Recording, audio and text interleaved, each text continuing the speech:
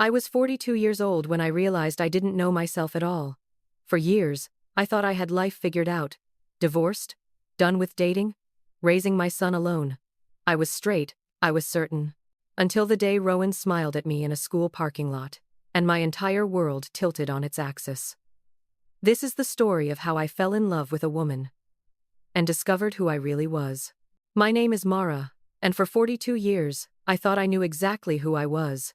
I was a divorced mother, running on black coffee and sheer determination, raising my 14-year-old son Evan in a life that had become comfortably predictable. Work, school, pickup, dinner, laundry, sleep. Repeat. I'd convinced myself I was done with romance, done with the mess of relationships. I was straight, settled, and safe in my routine. Then Rowan Hale walked into my life, and everything I thought I knew about myself shattered like glass. It happened on an ordinary afternoon in the school parking lot.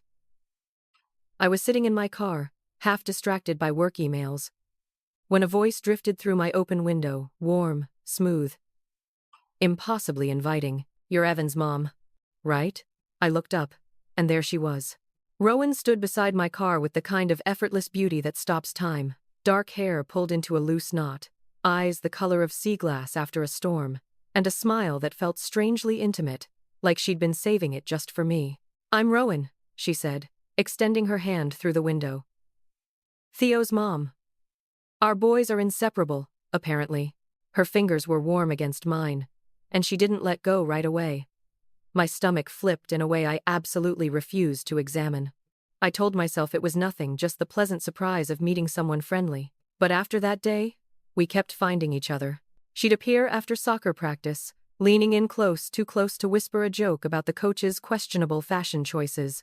I'd laugh harder than necessary, and she'd give me this tiny sideways smirk that sent heat rushing up my neck. At school events, she'd save me a seat.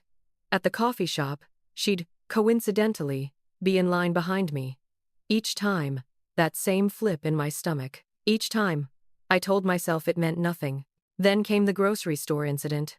I was standing in the dairy aisle, staring blankly at yogurt options and trying to remember Evan's preference, when a shopping cart gently tapped mine. "Mara," she said. And the way she spoke, my name felt like a warm drink on a cold morning. "How do you manage to look this good doing midweek errands?" I blushed like a teenager. Actually blushed. At 42 years old. She smiled knowingly and drifted away, leaving me standing there clutching strawberry yogurt like it might somehow explain what was happening to me. But the moment that changed everything came at the school winter festival. I was standing alone near the hot beverage station, shivering in the December cold, when Rowan appeared beside me with 2 cups of mulled wine. "You're freezing," she murmured, wrapping my hands around one of the warm cups. Her fingers brushed mine. And this time it felt deliberate. Intentional. We spent the entire evening sharing a blanket on the bleachers, our shoulders pressed together, whispering jokes that no one else could hear. Every accidental touch felt electric. Every shared glance held weight. That night, lying alone in bed, I finally admitted the truth I'd been running from. I was falling for her. I had never felt this way about a woman. Not once in my entire life. I didn't know what to do with the possibility, with the terrifying realization that maybe I wasn't who I thought I was. So I started doing ridiculous things, timing my errands to coincide with school pickup, choosing parking spots near hers, pretending I didn't notice her scanning the crowd for me too. We were circling each other, caught in something neither of us dared to name. Then she invited us over for a backyard cookout. "The boys can hang out," she said casually, but her eyes held mine a beat too long. "And we can finally just talk." I said yes too fast. Her backyard smelled like pine and warm charcoal when we arrived. Evan and Theo disappeared with plates of food, and suddenly it was just the 2 of us. Rowan kept finding reasons to refill my wineglass, to sit a little closer, to let her hand rest near mine on the porch swing. As the sun set and the boys went inside to play video games, the air between us felt charged with possibility. I don't know what possessed me, maybe courage, maybe desperation, but I slid closer until our legs touched, my heart hammering. I rested a tentative hand on her knee. She went completely still. Then she stood abruptly and disappeared into the house without a word. I sat there frozen, convinced I'd ruined everything, misread everything. I was preparing to gather Evan and leave, when she reappeared in the hallway. Her hair was damp from a quick shower. She wore a soft robe, and her expression was unreadable. "Mara," she whispered. Come here. I followed her inside, my heart pounding so hard I thought it might break through my ribs. She stepped close, reached up, and touched my cheek with infinite tenderness, like she'd been wanting to do it for months. I'm done pretending I don't feel this, she whispered. Then she kissed me. It was quiet, careful, and completely life-altering. A kiss that pulled the ground out from beneath me and rewrote everything I thought I knew about myself. We didn't rush. We didn't speak. We just held each other in the soft glow of the bathroom light, letting the truth settle around us at last. That night, everything changed. We spent the next months wrapped in a secret world. I'd drop Evan at practice and stop by her house. We'd cook dinner with both boys, sharing glances that said far too much.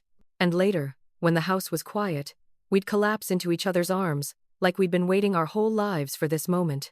A year later, we made a bold decision. We sold our separate homes and bought 2 little houses side by side, close enough to slip between porches and slippers, but distant enough that the boys still think we're just best friend neighbors. They're 15 now. They'd probably be okay with the truth. We just haven't said it yet. Maybe we're waiting for the right moment. Maybe we're scared. Maybe both. But every morning, I wake up to a text from her. Good morning, sunshine. And every night, one of us sneaks next door, and we fall asleep tangled together, peaceful in a way I never knew existed. I'm 43 now. And for the first time in my life, I'm truly, deeply, terrifyingly in love. In love with a woman. In love with the woman who says my name like a promise. She's asleep beside me as I think these thoughts, one arm draped over my waist, her breath soft and steady against my shoulder. I kiss her forehead. She smiles in her sleep. Life has its own timing, I've learned. And until we're ready to share our truth with the world, we have this quiet mornings, secret smiles across the soccer field, and a love that finally feels like home. Sometimes love finds us when we least expect it, in ways we never imagined. If this story touched your heart, please like, subscribe, and share it with someone who needs to hear that it's never too late to discover who you truly are. Drop a comment below. Have you ever experienced a love that changed everything you thought you knew about yourself? Your story matters. Until next time, remember, love has its own timing, and home is wherever your heart finds peace.